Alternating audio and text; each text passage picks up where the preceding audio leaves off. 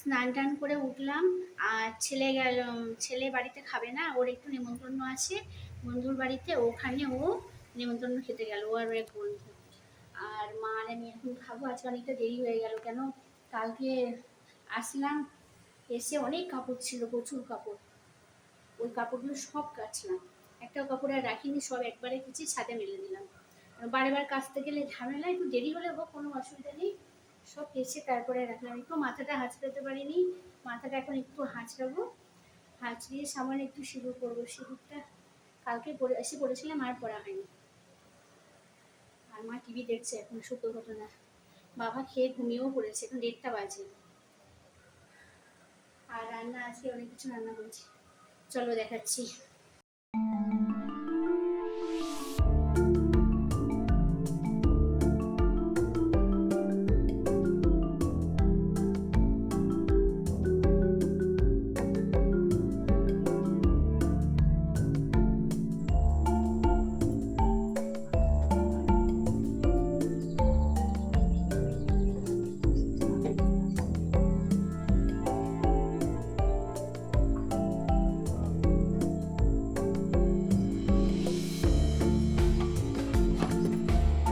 মা সকাল সকাল সবজি নিয়ে বসে পড়েছিলেন, আদা রসুনগুলো কেটে দিল আগে, তারপরে পালং শাক আর বেগুনটা কেটেছে, এখন লাউটা পরে কাটবে।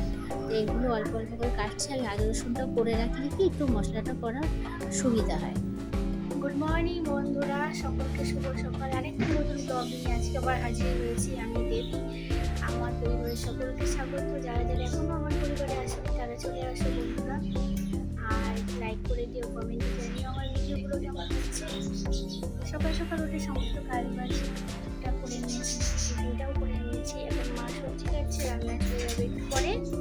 আর রান্নাটা করবো আগে, মেয়ের বই খাতাগুলো গুছাবো, স্কুলের পড়াগুলো করিয়ে দেবো, আর ম্যাডামের পড়াগুলো আছে ওগুলো করিয়ে দেবো, তারপরে রান্নায় যাবো।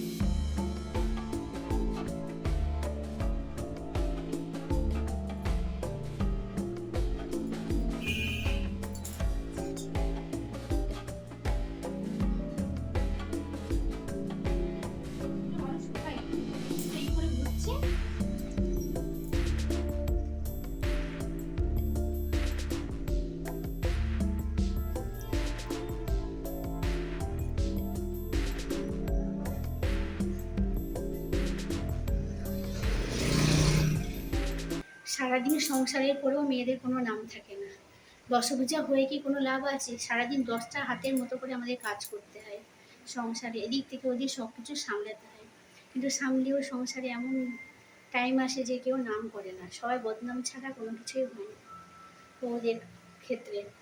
কিন্তু তাদের মেয়েরা যদি কোনো কাজ নাও করে তাদের কথা শুনতে হয় না, কিন্তু বউরা যদি একটা কাজ কম করে তাদের অনেক কথাই শুনতে হয়। তো এইভাবেই আমাদের জীবনটা চলে যাচ্ছে। চলো দেখাই কি রান্না করেছি। দম নিতে পারছি না, দেখো ডাল করেছি, লাউ ডাল করেছি, আর শাক ঘোটা করেছি বড়ি দিয়ে, পালং শাক বেগুন বড়ি, আর পটল আলু ভাজা কালকের একটু ছিল, ওটা আমি আর মা খেয়ে নেবো। আর আছে থোড় ডাল। এবেলায় আসি, এবেলায় এই পর্যন্ত হয়ে যাবে, আবার রাতে গরম গরম করব। তো চলো এখন ভাত টাতগুলো বাড়িয়ে ভাতগুলো নিয়ে যাব। আর অনেকটা তো বেলা হলো, মা আর আমি এখন খেয়ে নেবো। মাথাটা হাঁচড়িয়ে নিই, তারপরে খাবো, না চুলগুলো পুরো হিট হয়ে আছে।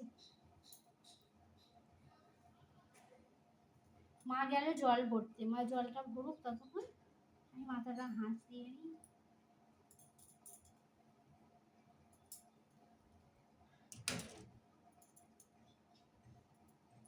হাঁচড়িয়ে আবার ক্লিপ দিয়ে নিলাম, কেন ক্লিপ না দিলে ভাত খাওয়া যাবে না, এতটাও গরম। আর কাপড় কেচে আরো গরম লাগছে।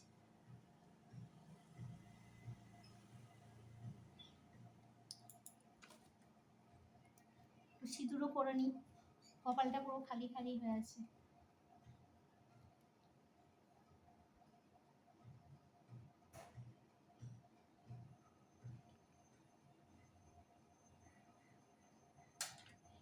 মেয়েদের চিহ্নটা আছে, ছেলেদের চিহ্নটা কোথায় ভেবে পায় না। সত্যি করে বলো, তোমরা যারা যারা দেখছো, মেয়েদের তো এই চিহ্নটা আছে, এটা আছে না, ঘরে নিয়ে আসছি আমি, দাঁড়াও, আনছি আনছি।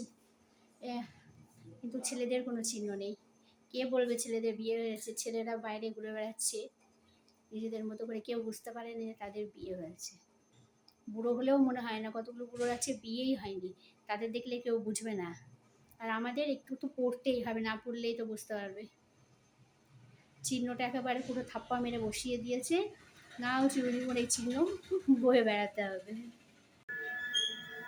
সবার তো হলো, মার আর আমার হতে দেরি হয়ে গেল। এখন এই মা আর আমি খাচ্ছি আর টিভি দেখছি, সত্য ঘটনা। আর ভাত নিয়ে বসে পড়েছি, দেখো খাওয়া দাওয়াটা এখন করে নিই।